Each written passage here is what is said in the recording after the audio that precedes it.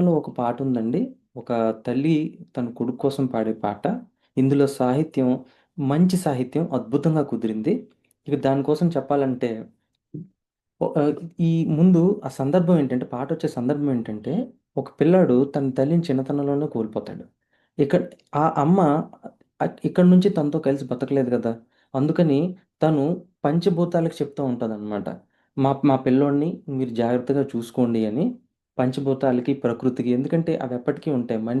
మనిషిని మనం నమ్మలేం గాబట్టి ప్రకృతినిని, ఇంకా పంచభూతాలని చెప్తుందనమాట. అంటే ఇక్కడ కొన్ని లైన్స్ మీకు చెప్తాను.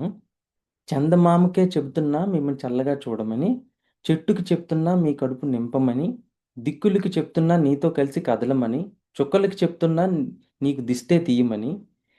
ఈ ఈ చు ఈ ఈ కాన్సెప్టే అసలు ఈ ఈ ఈ ఈ ఉద్దేశమే చాలా బావుంది. ఇంకా ఈ సాహిత్యం దాన్ని ఇంకా ఎన్హాన్స్ చేసిందన్నమాట.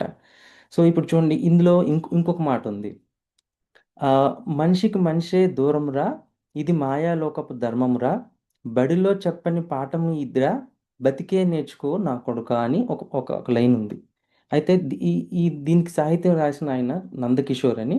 ఆయన ఆహ్, ఈటీవీ ఈనాడు మ్యాగజైన్‌లో ఆయన తాలూకా వ్యాసం ఒకటొచ్చి పరిచయం వచ్చింది. అందులో ఆయన ఏం చెప్పాడంటే, ఆయన మొదట రాసేటప్పుడు బడిలో చెప్పని పాఠం ఇదిరా, బతుకే నేర్చుకో నా కొడుకా అని రాసాడాయన.